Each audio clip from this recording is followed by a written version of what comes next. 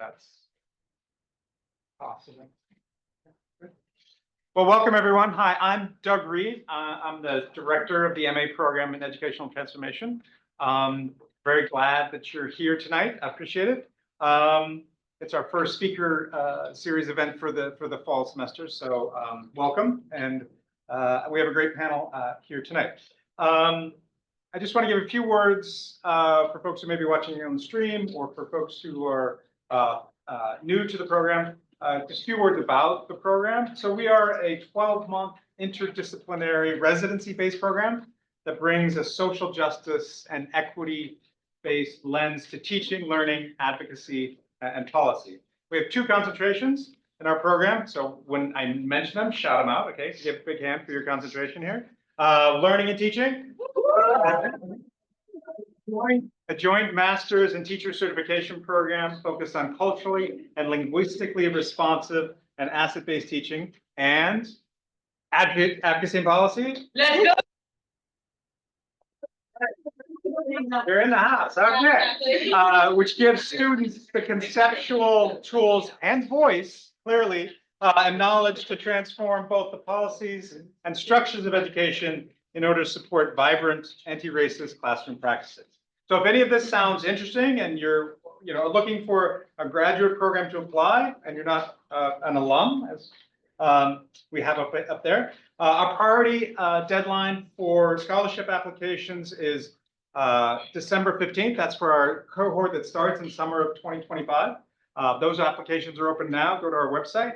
You can go also to our Twitter feed, our Facebook, Instagram, LinkedIn, all the socials. Professor Sinclair is the social maven of our program. So I just want to quickly run through who the panelists are this evening, and then I'll give a longer bio sketch so you get a fuller sense of who they are. Right from my left to right is Kelley Ukhun, who's a teacher at Mundo Verde Public Charter School and president of the DC. Right to left. Yes, from your right to left. Yes, that starting at this end and going that way, whatever that is for you. Sorry. Kelley Ukhun is the teacher at Mundo Verde Public Charter School and president of the DC Alliance of Chartered Teachers and Staff. Next to her is Regina Bell, who's general vice president of the Washington Teachers Union. Next to her is Rachel Duff, who's a current PhD student in urban education at the Graduate Center, CUNY, and an alum of the MA in Educational Transformation, Advocacy and Policy concentration. And then at the far end is Alice McNeill, who's an ESOL teacher with DC Public Schools. I'm going to give you a little more in-depth bio to give you a full sense of their expertise and knowledge and why they're up here today. So Kelley Ukhun is a veteran teacher with 17 years of experience. She began her teaching career in 2007 at a charter school in Cincinnati and has spent the last 7 years as an elementary school teacher at Mundo Verde PCS in Ward 5. During her time at Mundo Verde, she has also served as the lead representative for the Mundo Verde Staff Union, and in 2023 became the president of the DC Alliance of Chartered Teachers and Staff, that's DC ACTS, Local 1927, AFT, AFL-CIO. Before her teaching career, Kelley worked with adults with disabilities. She worked as a legal secretary and in customer service. Her mission as an educator is to, quote, equip students with equitable access to culturally relevant curricula and accurate resources, fuel their passion for social change, and empower them to become stewards of their global communities. She earned her MA from Kenyon College and completed graduate coursework in special education. She holds a master's degree in education from Concordia University, Portland, and is Orton Gillingham trained for primary and intermediate students in dyslexia. Alice McNeill is a first grade ESOL, English for students, speakers of other languages, ESOL teacher with DCPS in Ward 5. She's taught in independent charter and public schools in both New York City and Washington, DC, and has experience as a general education teacher and reading specialist. Originally from Oakland, California, she's lived in DC for over 9 years, now with her dog, Chloe. And Alice is a member of the Washington Teachers Union, DC Core, and a mentor with Empower Ed. Alice is passionate about advocating for stronger schools and thus stronger communities, particularly by implementing universal, research-based literacy practices and police-free schools throughout the district. Next, Regina Bell. I'm sorry, I thought I got these order, they're in a different order. My apologies. Is a General Vice President of the Washington Teachers Union. Prior to beginning her term as General Vice President of the Washington Teachers Union in 2021, Bell served as the Librarians Media Specialist at Murch Elementary for 13 years, where she worked with all teachers and staff to support student learning. Regina served on the local school advisory team, the Merge equity team, and in other school leadership roles. Also served on the executive board of the WTU since 2018. Most recently chaired the WTU's legislative committee. Rachel Duff is an educator, organizer, and current PhD student in urban education at the Graduate Center CUNY, and former educator for English of emergent multilingual students, and has worked in education policy and research in both Washington, D.C. and Jacksonville, Florida. Her research interests include understanding how early career educators develop and enact critical consciousness with classrooms as site of transformative struggle. She currently serves as an adjunct professor in the bilingual education department at Hunter College, is a field mentor for emerging teachers and teaching and learning department at NYU, and a project researcher for the CUNY Initiative on Immigration and Education. I don't know how you have time for even going. Rachel obtained her bachelor's in English education at the University of North Florida and a master's in educational transformation at Georgetown University. She is a strike-ready rank and file member of the Professional Staff Congress. Our moderator here in the middle, my friend and colleague, Professor Kristin Sinclair, is an assistant teaching professor in the Educational Transformation Program at Georgetown.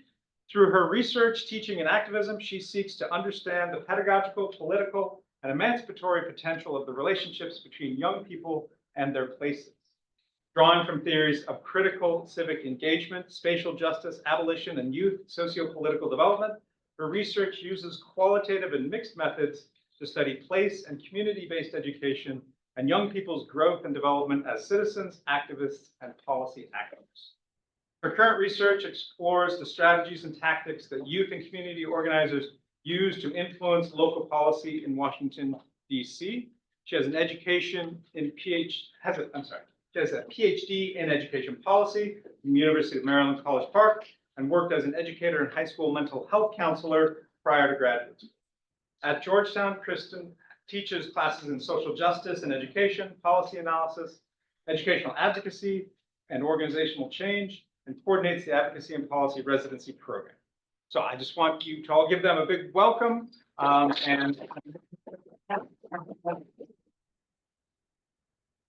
Thank you so much, Dr. Reed. Welcome, everybody. Thanks again for being here. I know it's hot in this room, but I think the panel will bring a lot of energy to help keep us all engaged on this Friday evening. So I'm going to offer a little bit of context, and then we will hop into things. So according to the Office of the State Superintendent of Education, fondly or not so fondly known as OSSE, in 2023-24, DC had almost 8,767 full-time teachers, teaching 98,800 students spread across 254 schools that are approximately evenly divided between public schools. So both run by the DCPS central office, charter schools, which are managed by about 70 organizations. So teachers in DC, like everywhere across the country, have navigated immense challenges throughout the height and aftermath of and current ongoing COVID-19 pandemic.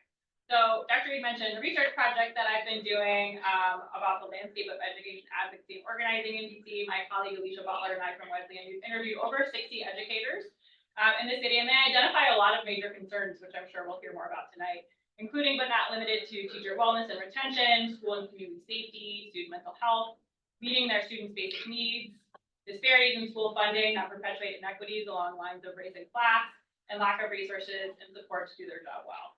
The teachers we've spoken to are also incredible, dedicated human beings. I often find myself getting emotional during interviews because I'm so impressed with the work they do, who love their students and school communities and dream of what public education could and should be here in DC. So the question here tonight, what does it look like to organize and advocate for educational equity as a teacher? I'm so thrilled to have these four lifelong educators here to help us think through this big idea.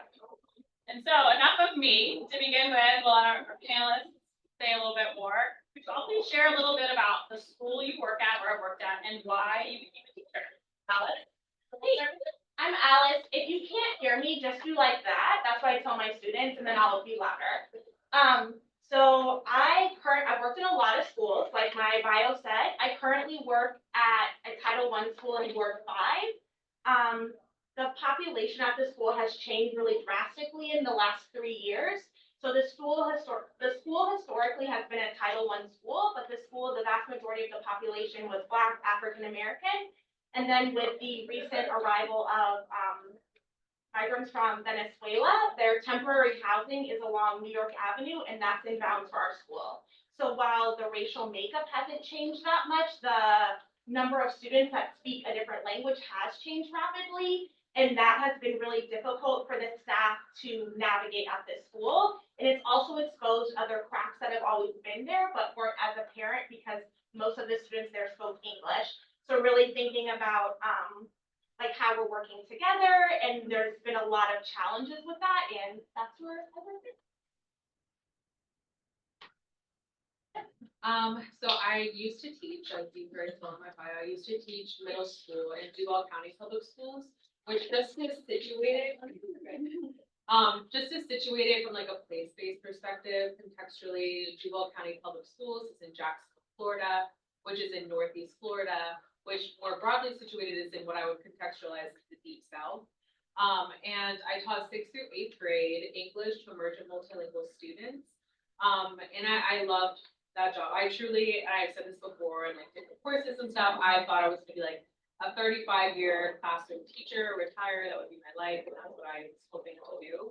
And then just like life kind of changes and you evolve as you like make different decisions. And yeah, and I'm sure maybe some of you have a similar experience or a different experience. And what made me like become a teacher, I was really reflecting on that because I went into the classroom at a very young age. I think I had just turned 21 when I had my first class. And so I was thinking, sometimes I'm like, oh, it's just something I did. But upon like really reflecting why I became a teacher, I think I always knew that that was an option. My mother was a teacher, and so I felt like, okay, that could just be something. But when thinking about it a little bit more deeply, I think when I was very young in high school, I started to develop ideas of what I would now kind of call like early or initial levels of critical political consciousness around what is my role in this community, what is my role, and what's my responsibility to contribute. And I had a mentor then, who is still a mentor to me now, whose name is Maxine Abram. And she had a high level of political consciousness from a very young age. She was the first Black student to integrate what was then the all-white Revault High School in Jacksonville, Florida. And she really sharpened some of those ideological things I was thinking about. And so I think that some of that was the reason that brought me to the classroom in the first place. And then those ideals of critical political consciousness sharpened with every passing day and year that I was in the classroom and engaging in practice. Upon reflection now, I think those are some of the decisions that led me to the classroom. Hi, I'm Regina Bell, General Vice President of Washington Teachers Union. Before I became General Vice President, I worked as a librarian, media specialist at Verde Elementary School in Ward 3. That's just right up the street. We also have some ESOL population. The students we have are staffers of the embassy, so a different population than Alice that Alice has. I became a librarian because I love libraries. I worked in the library as an undergrad. When I graduated from college, I worked at small liberal arts college. I had a great mentor, and she encouraged me to get my MLS. So I got my graduate degree, and then when I had children of my own, I thought I should try school librarian. So that's how I ended up there.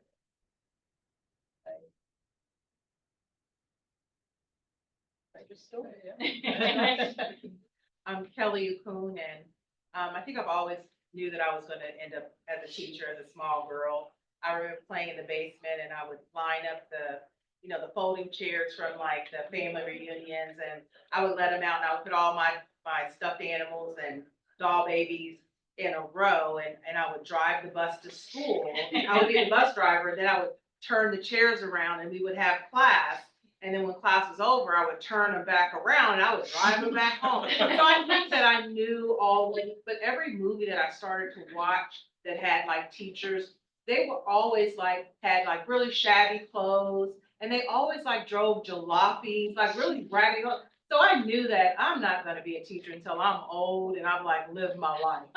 Because every teacher like movie that I saw, the teachers like were underpaid. They had all these like haphazard clothes on, but they really were impactful. So that was, and then I saw my brother and sister when they were older.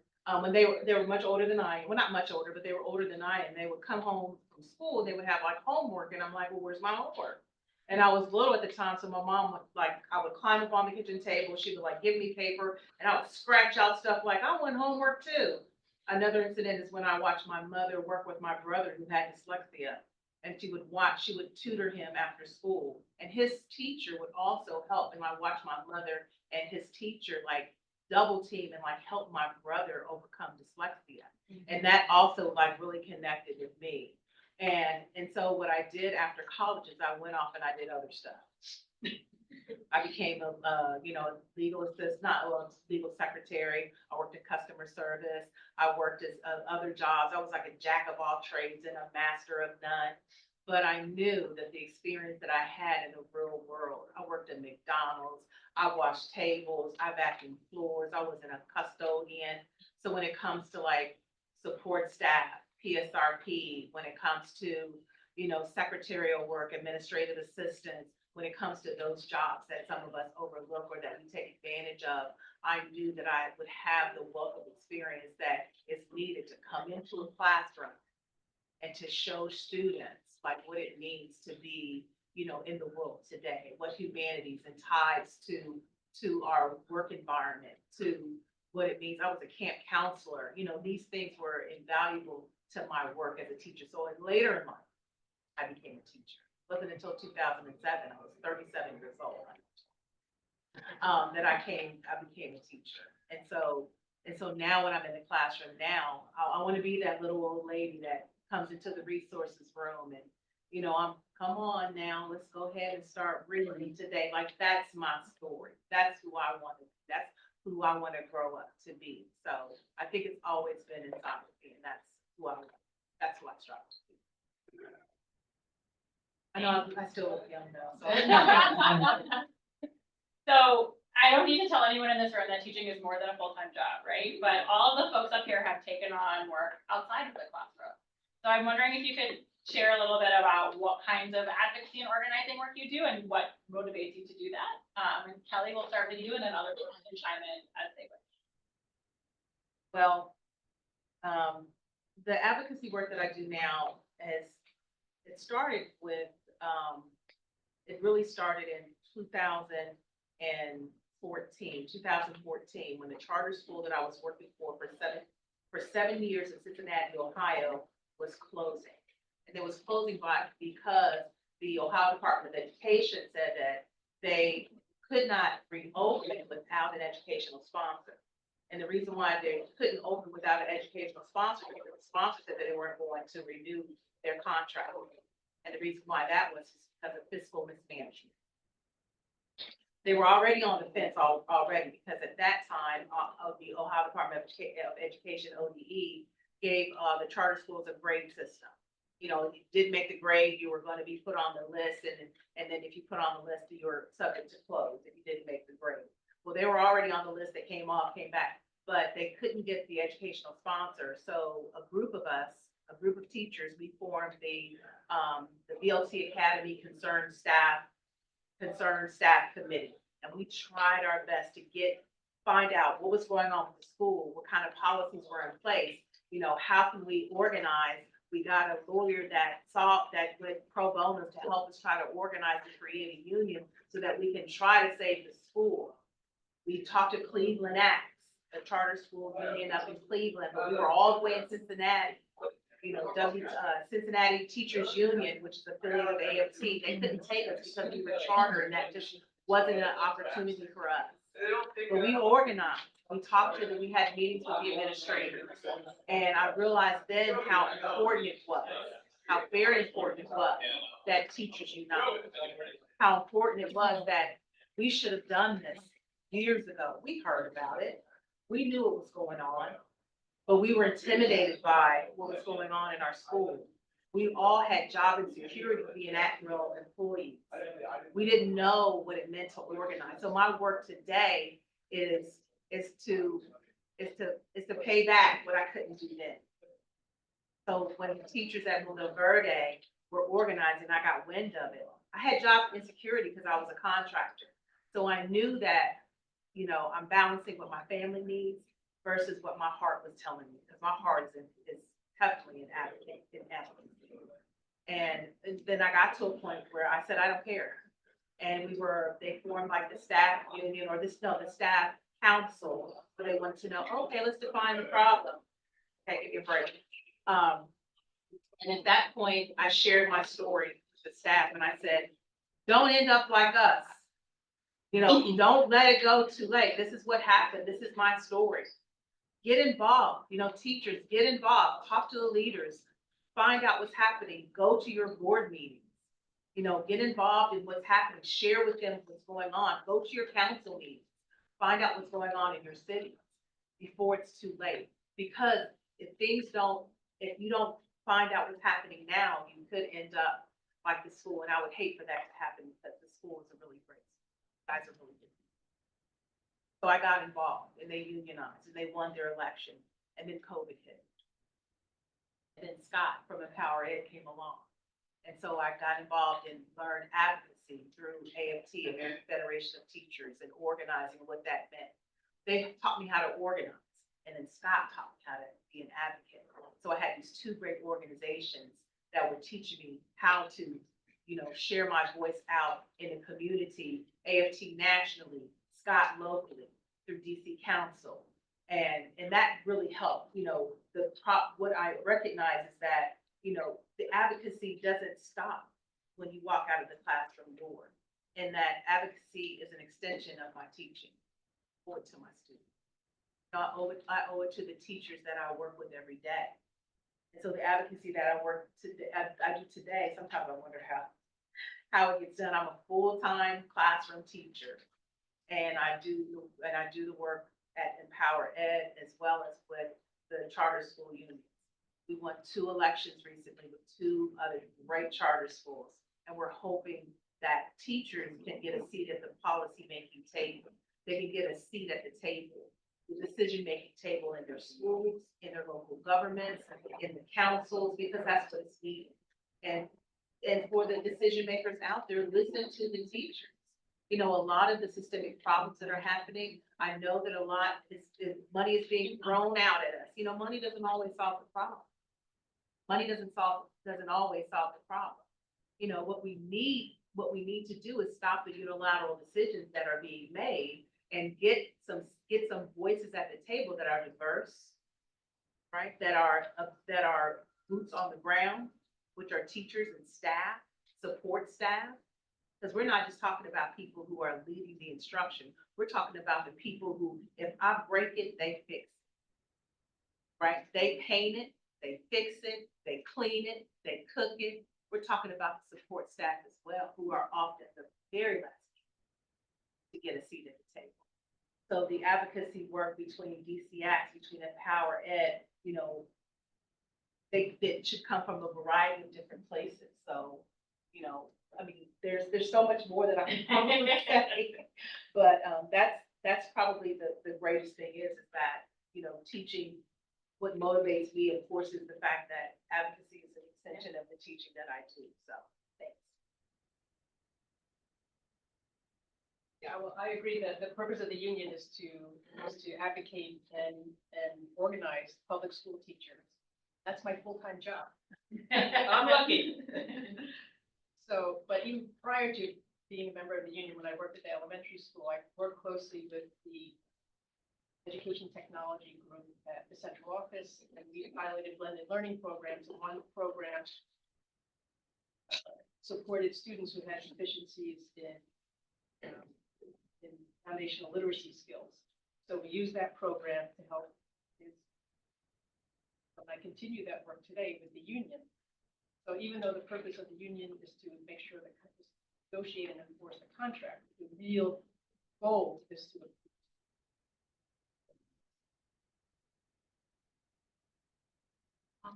I'll go through quickly and just kind of share some of the advocacy work that I was involved in outside of the classroom. I think really both Regina and Kelley have really shared some like powerful, ways to engage in advocacy.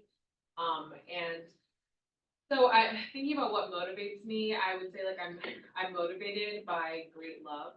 I'm motivated by great love for my community, for my students, for their families, for really my fellow human, as we're engaging this like collective struggle. And so that motivation had led me to all the different kinds of advocacy and organizing that I engaged in outside of the classroom. And they all are not necessarily like education related, though I would argue they are related ultimately. And I'll kind of get into that a little bit later as we all continue talking.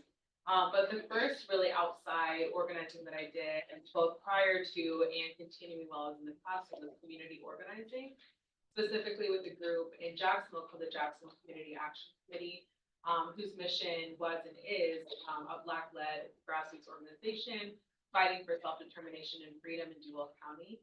And some of the campaigns that we really worked on over the decade or so that I was involved with them was around what's called a people's budget. And so it was the proposed budget that we collectively put forward to replace the mayor's proposed budget. And then additionally, a citizens review board for police in Jacksonville, which is really challenging because Florida is one of, I don't know if it's like 12 or 15 states, I want to say, that has LEOBOR, the Law Enforcement Officers Bill of Rights, which gives police officers extra due process, extra protections, and all of their investigations are done internally, which, as you can imagine, can not really yield transparent results. And so that's something that is still a fight in Jacksonville, is to put together a citizens review board. Additionally, I was an active teacher union member with Duval Teachers United. I served as an alt steward for my school and was really active also with a rank and file caucus called CORE in Jacksonville. And then additionally, organized with Teachers Against Child Detention, which was a more national coalition in which we brought union members from across the nation with teach-in in El Paso to protest child detention and really just the brutal mistreatment of folks at the border. And then now currently, like Doug mentioned in my bio, I always know to strike ready because we are actually in the middle of a strike campaign with the Professional Staff Congress at PSC, and I'm a rank and file member with them, and that's a lot of outside organizing. So, like it said in my bio, Regina knows me because I would like to think I'm an active member of the union. I'm also part of the DC Core Caucus, so similar to what Rachel was describing, but for WTU teachers in DC. And really also what motivates me are the kids. I grew up, I wasn't particularly well behaved. I really struggled with learning to read. And the reason that I was successful is because my parents advocated for me and had the resources to advocate for me. The school had the resources to support me. So I'm not special. Like, I think that should be all kids' options. So I'm thinking, I look at my students and I see, I know Kelley said money is not the answer to everything. I feel like it is a huge part of the answer. Yeah. So I look at our school and the students there, and I think, why are they having this experience when I had such a different experience? Like, we're not really different except for our set of circumstances. And I'm from Oakland, like I said, and Oakland to me is very similar to DC in a lot of ways. And so getting involved here, it being a physically smaller city, and we're so much closer to the politicians and so many policy advocates, that's really what motivates me, aside from also wanting better working conditions for staff so that we'll have experienced staff, veteran teachers that want to stay in DCPS, because it's hard. It's really hard, and it doesn't seem like the mayor wants staff to stay. Can you tell us about the slogan on your shirt? Oh, yeah. So this is, I would say, Seattle Strike Fund. So it says, teachers' working conditions are student learning conditions. And so I don't know if you all are aware, but our attrition rate in DC for both charter and DC public school teachers is much higher than the national average. And why is it that people are leaving? It's leaving because it's so hard to teach here and there's so many responsibilities that are piled onto us. And we're starved for resources. Like our schools don't have enough money. I buy my own paper for my students to print out on. That's disgusting. So those are the things that make people want to leave. Even when you go to a neighboring district, you're not paid as much, but one has to weigh what's going to make me happier day to day. And a lot of teachers are finding that being in DCPS is not making them happy. And they'd rather take a pay cut and be in Montgomery County, be in Arlington County, because the workload is much more manageable and expectations are more realistic. So I was really struck by this line that you said, Kelley, that advocacy is an extension of teaching, right? And so I think about, people do advocacy work all the time in the classroom, right? Advocating for particular students. And I was wondering how you think about sort of the scale or the scope of educator advocacy work, maybe both sort of big A advocacy within organizations or at the city level, and maybe little A advocacy within your schools or other spaces. And maybe this is a false distinction. I'm excited to hear what you have to say about that. But I'd just love to hear more how you kind of understand the wide range of activities that might fall under the umbrella of teacher advocacy work. And Rachel, we will start with you. Right, I thought this was such a good question that really made me think. I was like, okay, wait, let me take a step back and think about this. Because I think it is such a good question to think about the scale and scope of advocacy, because it does shift. I do think that there is a spectrum that changes in scale but doesn't change in value. I think that the value is consistent across that scale, and there are things that you can do, that you can engage in, and that make meaningful difference on every part of that spectrum. And so I kind of was thinking about it in 3 ways, though I think there are many more than 3, so I'm eager to hear, other folks have thoughts as well. But on like this macro, broad scale, this school scale, this policy scale. And so on this like broader macro scale, kind of what I was talking about earlier, the fact that I even brought up the experience I have doing community organizing is that I do think that that's very interrelated to my practice as a classroom teacher. And I think that there are probably like positions in which people don't think that those are related. And in fact, I think that there are positions where people are actively fighting and passing legislation to make those distinct categories so that you don't conflate community organizing and activism and advocacy with your practice as a classroom teacher. But I just strongly feel the opposite. And so thinking about like this example came to my mind of me leaving my classroom and rushing to city council so I could be there early to submit my ticket so that I can make public comment. And someone might think of those completely like separate, completely separate things, and making public comment about like the budget or about like instance of police brutality or whatever. But I think that those are connected in that I want my students to thrive academically and socially, and I want them to be able to access libraries that don't have like constant threats of funding cuts, and access public transportation that's reliable, and have access to affordable housing and affordable food, and to live without fear of being like brutalized by the police, and live without fear of deportation. So all of those things are connected to me on that macro and classroom level. And then within the schools itself, there's all these opportunities to organize as a union member. For anyone who's eligible, being part of the union allows you to kind of fight for those fair conditions, fair wages, as well as having some sort of group to address some of the really challenging conditions, particularly in states in the South where these like fascist repressive policies are coming through that are banning books and putting forward like anti-LGBTQ plus like legislation policies. I mean, as I mentioned, I taught in Florida, so I think we're all really familiar with like the dystopian level policies that are actually, there's something to say about how we talk about these things in theory, but in practice, like they are affecting lived realities.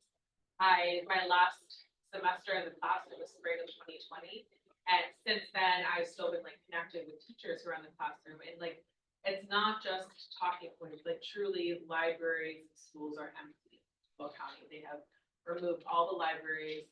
There is a list of approved books that you have to go through the district. It's like this long process. Teachers had to empty their classroom libraries.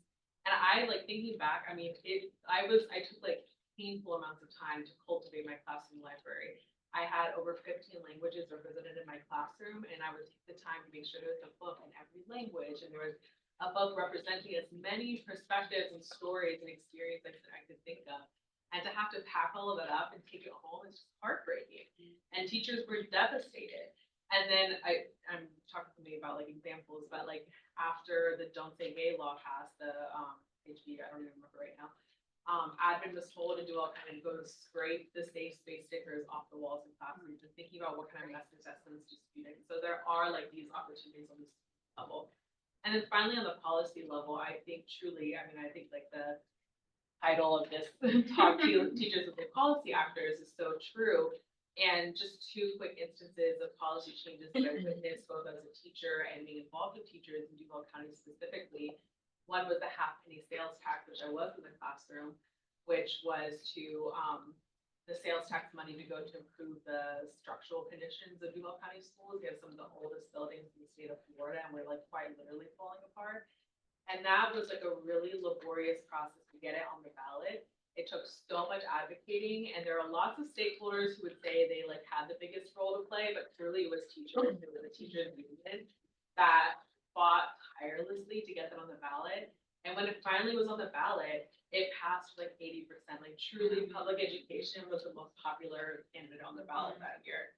And actually I'll just stop there because that's a lot, but I think that teachers and advocacy and education can happen in this multi-level way, in a way that is valuable on every single level. Your thoughts on this question, the scale of advocacy? But thinking of Florida comes to mind as Moms for Liberty, a little different form of, but also thinking of Florida, it was Marjorie Stoneman Douglas. I mean, they were really organized. No, could you speak up, please? Oh, sorry, Speak up. when Rachel was talking about Florida, I thought of Moms for Liberty, who are organized in a different way, and also the things that Marjorie Stoneman Douglas, they organized after their incident on Valentine's Day a couple of years ago. Within the union, we organize in the classroom, like someone said, the teachers, you advocate for your students, and then you organize your teachers in your building, and you work with parents, and you organize to make the school a better place. And then we, WTU with the field reps, organize all the schools and help them prepare for testimony in front of council, because at BC, that's the way things are able to change, this legislation. I'll just add that, I love the question, and I love the way that you framed it, and I think I'm gonna use it. If you don't mind? All yours. Take it. Because I think about, like, a teacher or a staff person who's interested in advocacy work, like their level of entry, like what is their access or entry point? Because right now, we're talking about some of the reasons why there's a high attrition rate. You know, we're talking about the overwhelming work that teachers have to do, and a lot of the work we do is not conducive to in the hours in which we spend at school. We're taking work home. You know, I know that part of what we're doing at Empower Ed is trying to push for a more flexible schedule, so that teachers, I said in a testimony recently that as a teacher and as a staff person, we want to do the work at work. You know, we don't want to take the work home. So, but so I think about, you know, the big A advocacy versus a little a, like what is an access point for a teacher? What is their entry point? Maybe their entry point is a little a. Maybe it's classroom organizing. Maybe it's just, you know, maybe it is with the students. Maybe it's banding together with their team. Maybe it's promoting something within their grade band or their grade team level, on a team level. Or maybe it's a bigger A. You know, maybe it's a bigger A, maybe it's school-wide, or maybe it's a school-wide initiative, or maybe it's an even bigger A, which is a district level or a policy level. Maybe you want to get involved in organizations such as, you know, their own charter, their own union. I say charters, their own union, whether it's a charter school union or a public school or the district union, or organizations that are linked with us, like Empower Ed. So I think access and entry point is important because we're overwhelmed. You know, we've got a lot of things on our plate, and we have a family to take care of. And we have whether a family at home or an extended family to take care of.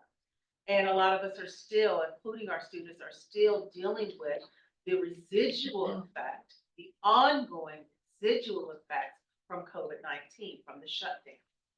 And we have to keep that in mind. So as we're talking about flexibility and scheduling, we're talking about wellness. And I'm just gonna say this, I don't need anybody to tell me, okay, to breathe. Okay, and I really would prefer my wellness be private.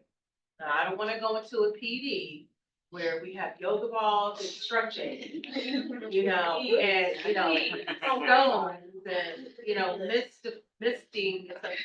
Let me go home. Yes. And do it my way.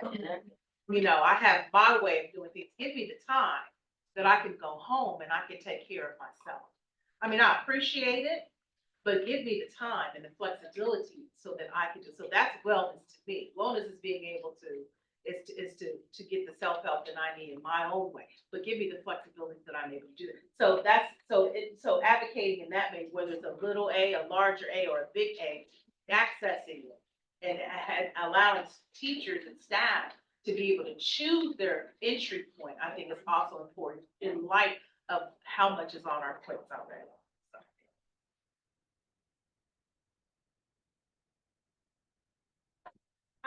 I think I have a short thing to add. I think also thinking about it like triage, when I worked at a school that had more systems in place and where I felt like the majority of the students' needs were being met, then I did more capital A, like doing city testimony at the city council. I wrote a lot of emails to the mayor, to my council person. I was much more active in Empower. We keep referencing it, but I don't know if we've defined it. It's an advocacy organization that combines charter and public school teachers. Yes. So I was much more active in that. Now that I'm at a school where I see an immediate need, my advocacy efforts are on my direct school. And that's where I'm seeing the most growth because they know me, I know them, and I'm there every day. Just a quick Empower Ed shout out, Caroline Pryor, who's here, can you wave? So she's the lead organizer with Empower Ed, also an A&P alum. She was in our program last year, so folks have questions about Empower Ed, either Kelley, Alice, or Caroline can, I'm sure, help you afterwards. So you all have kind of started to talk about this a little bit, but I'm curious if you think about our city, think about DC, sort of at this biggest A. I like how we've kind of taken the 2 A's into 3 A's here. But at the biggest A here in DC, where do teachers begin? Sort of where do teachers have the power to kind of influence change at the city level here in DC? And Regina, we'll start with you. Well, the political the education landscape is very complicated. And Alice, on Monday, I'm going to find out why your school doesn't have any paper. So for us, the solution is to organize because DC is so complicated. There's OSSE. We're not a state, but there's a state board of ed. There's DCPS, the charter school board, and there's mayoral control. It's all very complicated and it's, in my opinion, not very productive. So trying to make change on your own can be lonely and frustrating. And besides, there's strength in numbers. So teachers have the power to influence change in the district. Teachers, DCPS anyway, the teachers organize and they form the WTU, the teachers union. So you don't have a union, organize, form one, and get involved. So the teachers in the Washington Teachers Union, last year they discovered a problem with the secondary rating policy for middle and high school. They discovered this problem, they wanted to do something about it. So we formed a committee, put out a survey, presented a report to the central office at DCPS, and this school year, they implemented some of those recommendations. So it is possible, but it's not easy. And they don't make it easy, and maybe that's intentional. To build on to that, oh, I'm sorry, are you finished? Yeah. Okay, to build onto that, DC is not, and I think objectively, not like a labor-friendly city. And so the more people, like Regina was saying, like the more people you organize with, getting families involved, getting especially people who make a lot of noise and know how to navigate, like getting them involved, the more people you have, the more people will listen to you. Because I do think it's intentional that it it is really hard to make change here. And I think also, like Rachel was saying, that public education is really popular with voters, but if they don't hear our message, then they don't know what the problems are, and they don't know that it's something that they can affect change on.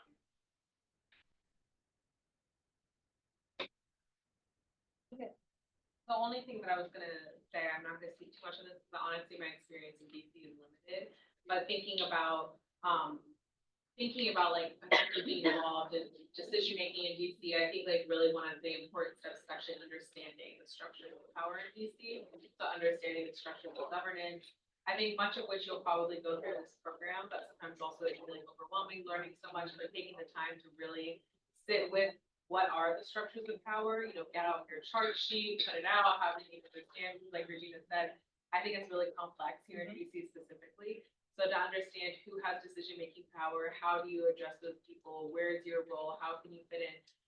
I think that is like a really productive first step for anyone to feel empowered in like advocating, is to understand what you're kind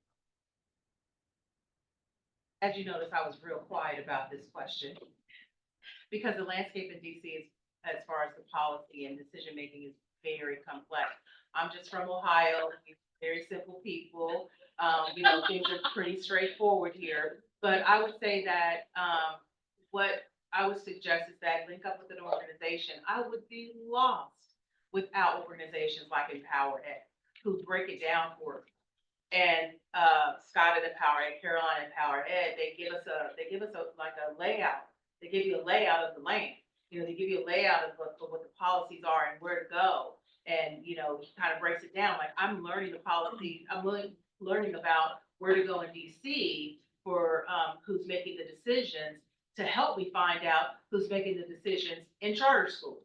But I have to really know, like, where the policymakers are and who's in charge here. But I would be lost without another organization, because I've tried to filter through a lot of the emails, the websites, and it's very confusing, as Regina pointed out.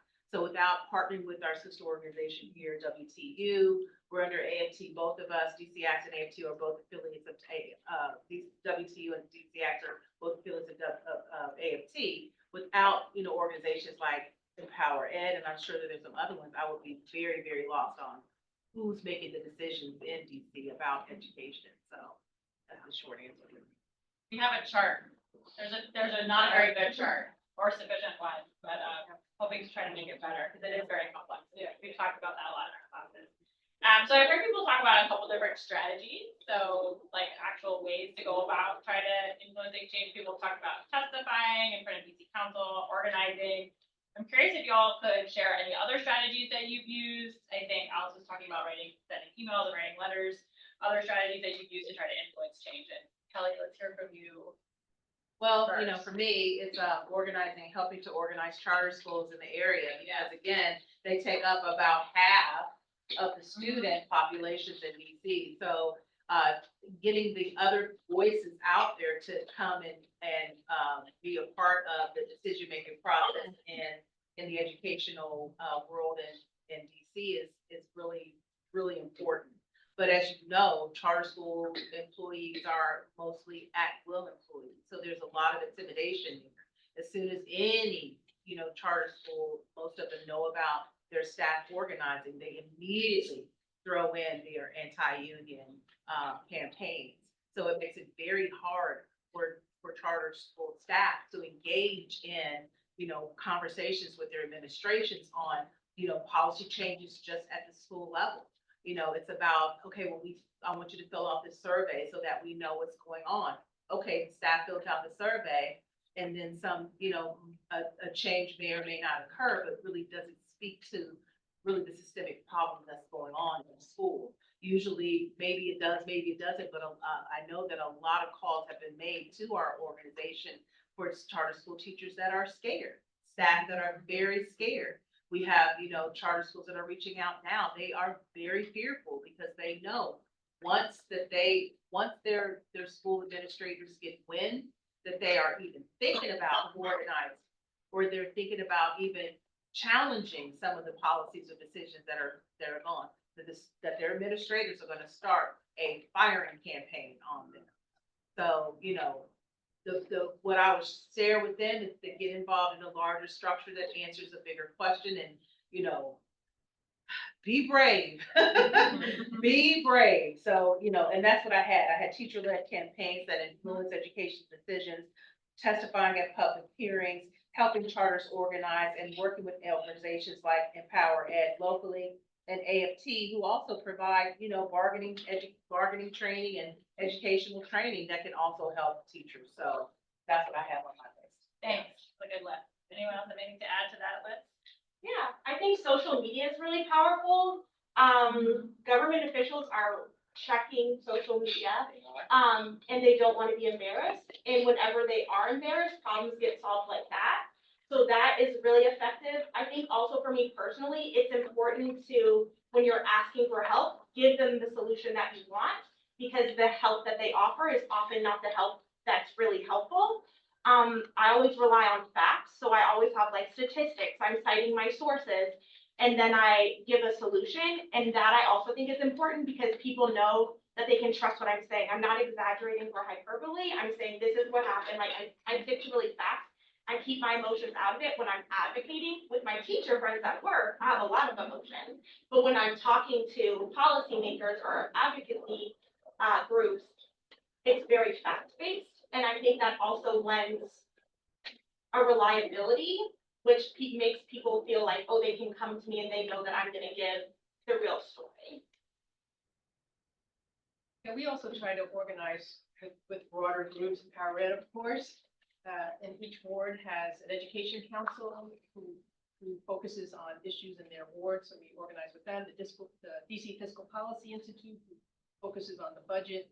So we try to cast a wide net so that we can get more people involved and advocating for us. And but I still feel like the most effective way to change things is the council. I'll just add one more thing, and that's families. You know, I don't think that we would be where we were without family engagement.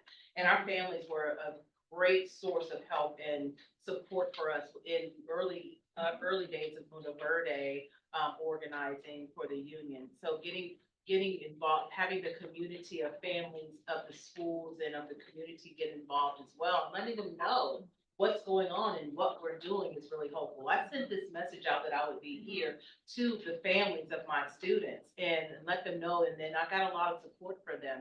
So it's important that they know that we're doing this work for the betterment. You know, what makes sense to the students makes sense to us. You know, what makes sense to us makes sense for the students as well. So make sure that we include our families as a community. So much potential to build power there. Absolutely. Yes, absolutely. I can share really quickly. I'm thinking, I guess, just about like examples. I don't know, examples. Like I spoke earlier, one thing that I noticed when I was a teacher was the half-penny sales tax being passed. And so similar to what folks have said, like nothing too new to add there, like speaking at council meetings with school board and city council, phone banking, right? We wrote op-eds kind of revealing the structural issues in schools and the ways that students and teachers were suffering because of the school's structural issues. Like, you know, AC is constantly going out, which in Florida is like not a chill thing. Kids are like gonna pass out on their desks. And ultimately though, we had this interesting condition when it came to the half-penny sales tax specifically, because I think that the landscape of public and charter schools in DC is quite different than in Florida.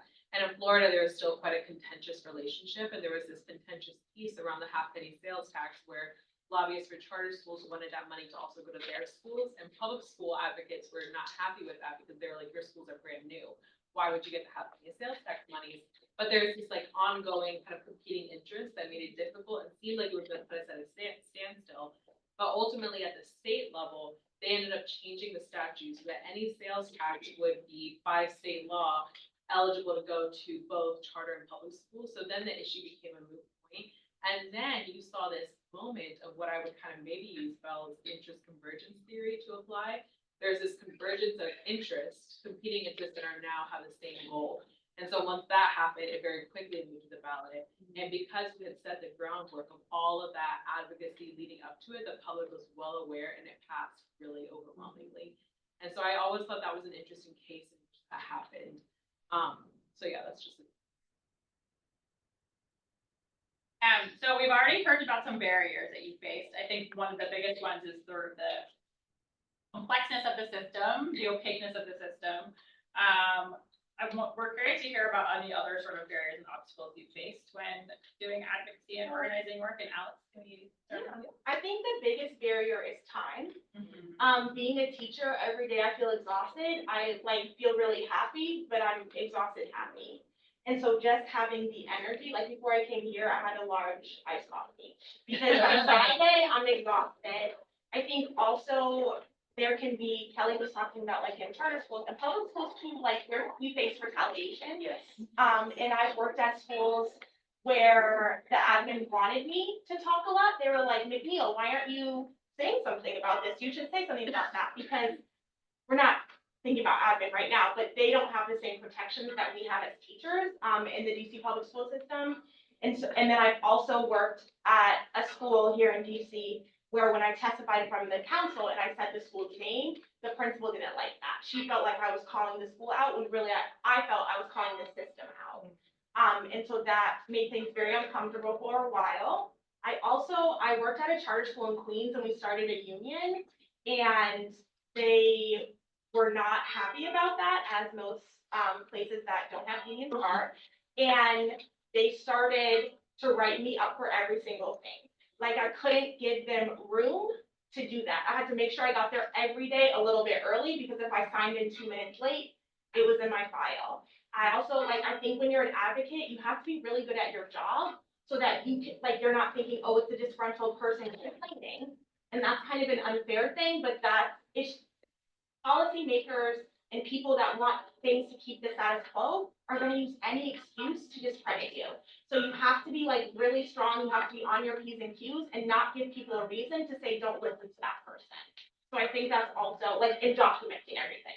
I document everything after every meeting. I'm like, oh, just want to make sure I'm documenting this meeting and that we're on the same page. And that also lets people know that we have a paper trail, and that is really powerful.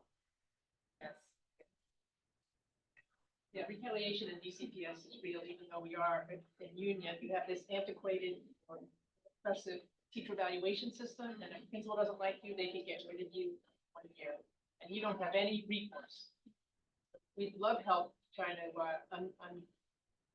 get rid of that system. There was a law passed in 1996. Council passed a law saying the union does not have to negotiate their teacher evaluation system in their contract, and that law wasn't used except for when Michelle Reed came in and she implemented this evaluation system. Michelle Reed's long gone, but this bad policy is still there. Retaliation is real, and it is inhibiting, I think, student achievement, and it contributes to the instability of the school system, because it also has to do with teacher turnover, teacher wellness, and it all feeds into each other. In collaboration. Yeah. Right. When I worked in New York City, we were just much more collaborative. Now, because there is money tied to being highly effective in your rating, it feels like people are much more guarded in terms of sharing resources, sharing best practices, being really willing to throw you under the bus in a way that I've never experienced anywhere else. I think some barriers, a barrier that I mean, that's probably pretty obvious is also the political conditions. And so as we've mentioned earlier, thinking about the experience that I both had in Florida and now in New York City, they're very different, but I think challenging in both ways. So in Florida, there's these really explicit barriers to political conditions, very repressive policies, all of these things that are leading up. And then in New York City, there's these more implicit but still insidious neoliberalism that permeates the structures and makes any kind of change also feel really challenging. And then in both places, actually, it's illegal for public sector unions to strike. Florida is a right to work state, and a Taylor law exists in New York City, and so and here as well. So I think public sector unions not having the capacity to strike significantly kneecap the power that workers feel when you don't have that, and there is so much fear around what could happen if we did logically organize for a strike, and what are the repercussions that, of course, understandably make people quite hesitant to even discuss the possibility. it's like, knowing, finding, or where's the off button? Like, where's the off button? Like, but it's definitely retaliation. I was called by one of the administrators, the enemy of the state. And it's just been an ongoing campaign, against Ms. Kelley. But one thing that I do appreciate is that my love for teaching is so imminent that I think that's one thing that they probably can't get me on. You know what I mean? I'm the first there and the last to leave, and I put everything into my teaching. I love it. And I'm always learning and always willing to learn, but they know that I'm spicy. Yes, I am. I know I'm spicy.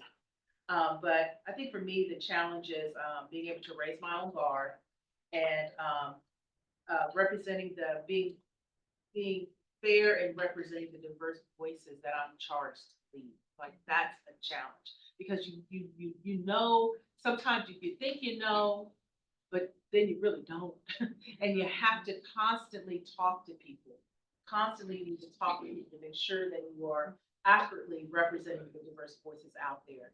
And then some people say it's like checks. I think it's like poker. And there's an old Kenny Rogers song. Gotta know when to hold them. You gotta know when to fold them. You gotta know when to walk away. And you gotta know when to run.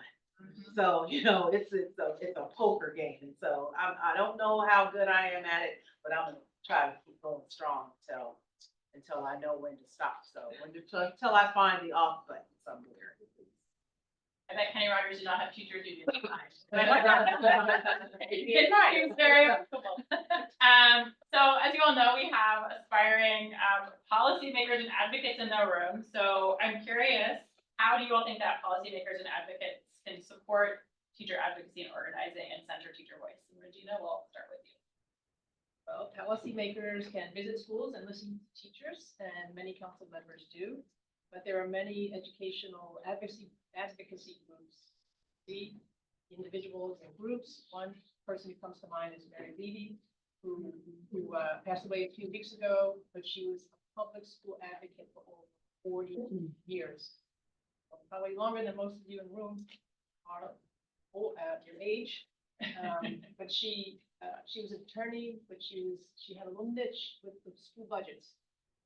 Anytime the budget came out, as soon as it came out, she analyzed it. She created spreadsheets. She wanted to know how much money the Title I schools were getting, how much the at-risk funds were, where were they going, where all the expenditures were, how much the central office getting.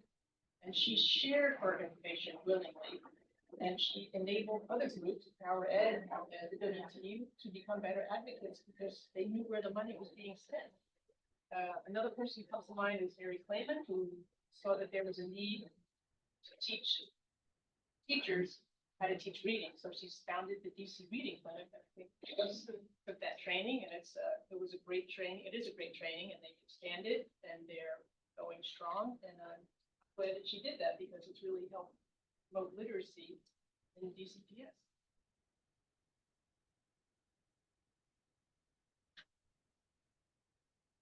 I think when thinking about centering teacher voice and how like policymakers, advocates do so in a really kind of brief way, there's this it's this visual that I'm forgetting where there is like a specific reference that I can share it to folks.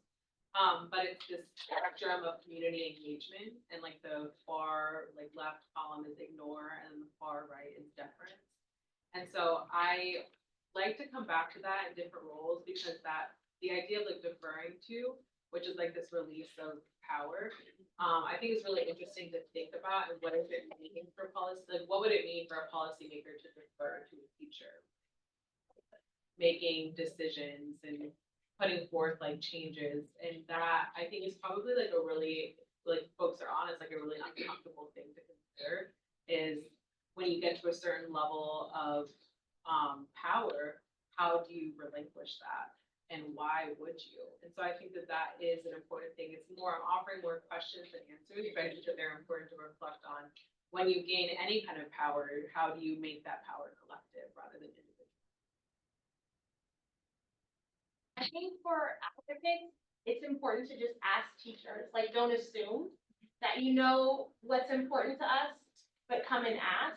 I read this question a little bit differently, so I'm gonna do my response, I just have it in my head. But, of policymakers currently, because I'm sure no one in here is like this, but, I don't think that they want to center teacher voice. So I think the only way to get them to center teacher voice is to be so loud that you overwhelm them and they can't ignore you. So like, keep emailing, keep calling, keep asking for the same thing over and over and over and over again. If you are a teacher or, you know, that's like talking to the kids, you repeat, and to the point where it then goes inside of their internal speech and they realize like, okay, this is overwhelming me. They're not going away. My strategies are not working. I'm gonna have to work with them. But treat policymakers like you would elementary school students. Yes. But I think the difference is elementary school students often don't know they're doing the Of wrong course, thing. yeah, that's true, good question, good question. I tend to think about two ways, about two formats of advocacy. One is what we talked about a lot, which is, why do we advocate? Well, we've been brought to the point of agitation. Something has, you know, we organize, because of the agitation level. Something is wrong, the policy is affecting, and that's why we organize, we testify, we try to create changes. I'd like to see policymakers come to us at a different level, at a point of inspiration. Like, it's time for them to create policies that inspire, so that there's a balance, some type of a balance, like they know what's going on. They know what's going on. So they're elected leaders to the point now that, do we really need to fill out another survey? Do you really need to know what's going on? You know the issues. It's time for them to caucus. It's time for them to counsel and come up with inspirational policies that is helpful and fulfilling to what we need for them to do. Because we're here now to the point of agitation, but the only thing I can think about now is what's going to inspire us, what's inspiring us, you know, and what's going to help us in these changes. So I think also, just to build onto that, agitation and being angry is really hard to sustain. that's So right. looking for hope and internalizing that and finding the small wins, because sometimes like I'm so pie in the sky when it doesn't happen, I feel frustrated, I feel defeated, I want to give up, but then I think, but this happened, that happened, and that's the only way that I can sustain my organizing, my advocacy, and honestly like teaching every day is looking for those small wins. Yeah. I'm going off script for a minute. Do any of you have small wins or big wins that you want to share with the group that you've had as a result of your advocacy organizing work? 2 charter schools are organized and they're at the decision-making table right now. They're deciding their collective bargaining agreements, and they're at the same capital city. Let me give a shout out to Capital City Charter School Staff Union and the DC International Staff Union. Congratulations, you guys, again, and, you know, go ahead and kick butt at the bargaining table. We've got your back. Well, I hope we're close to another contract. Come on, WTU, we're counting on you guys. Charter school teachers are definitely counting on WTU. All right, so to wrap up our last question, so given everything we've discussed today, and I know you talked a lot about sort of retaliation in the context of both public and charter schools, we have a whole bunch of aspiring teachers here, current teachers. You know, sort of despite the barriers, you all continue to do the work, right, of advocacy organizing. So what advice would you give current and future teachers who are beginning their career and considering getting involved in advocacy work? What advice would you give them? And Rachel, we'll start with you. I love the note we ended on in the last question, because that really leads into the comment that I was gonna make on this last question. And so before you even get to that, just on like a practical level, really reiterating everything I've shared already, is to join something that's bigger than you as an individual. Whether that be a community organization, a parent organization, a student organization, if you're eligible to join your union, to do something that's larger than you in an organized way that's moving towards the kind of world that you want to live in. And then additionally, what I was gonna share, which I just love how it kind of tied in what you all share, is to not grow weary in doing the good work. And sometimes I consider myself truly like an optimist in the sense of like revolutionary optimism. I just really try to refuse this like negative outlook that like we're all doomed and nothing's gonna get better, which a lot of folks have, like truly, a lot of people in my like circle have. And I don't love that. And so sometimes I actually look to history, which can be depressing sometimes, but also there are so many instances in history that do reinvigorate and like reinvigorate that sense of revolutionary optimism. And so two like specific instances of the share is one, again, bringing back the Story City, Florida connection, but in 1969 in Harlem, which some of you may know this history, or many of you may know it, in the City College of New York, Black and brown students, along with some faculty allies, took over the college, renamed it the University of Harlem, and put forth 5 demands. And that's, and I'll kind of bring it back to Florida to the year before, in 1968, 30,000 teachers walked out in a collective strike in Florida across the state and engaged in the nation's first statewide teacher strike in a state where striking was illegal. And they also put forth demands. In both instances, all the demands were not met. However, and so there's this like, could be this framework of like, what a loss, right? All of these teachers, 30,000 teachers across the state of Florida in 68 is wild, by the way. So all of them resigning on the same day and then those demands not being met could feel like a loss. City College students taking over the university, risking so much, and then all of their demands not being met could seem like a loss. But yet, when you uncover a bit more, you actually see, following the takeover of City College, when they renamed it University of Harlem, Black and ethnic studies and Puerto Rican studies were established in the city university system that still exists today. Open admissions was implemented, which was closed in the 90s, but for at least some period of time, open admissions existed for high school students going into the college. And following the 1968 teachers strike in Florida, which none of their demands were met, however, later that year, the entire state of Florida won collective bargaining rights with public sector unions, which is huge. Many states in the South still don't have collective bargaining rights. And so being able to frame these really huge, laborious moments in history and seeing the wins that come out of them can remind us that even when something feels like a loss, there is a win coming. There is a win there somewhere, and you may not even know how that can impact the trajectory of the people that come behind you. And so to maintain and recognize that organizing, advocating, doing this work is worthy of effort and to not grow weary. Yeah, I agree. It is good to have small wins because it is hard work and it's easy to become cynical. So you don't want to go there. So my recommendation is to find something you're passionate about and get involved. Find a group that does the work you're interested in. I think there's a saying, if you're not at the table, you're on the menu. You want to have a seat at the table. And like Shirley Chisholm said, if they don't give you a seat at the table, bring a folding chair. Other advice? Yeah. I think that you all should run for some kind of public office.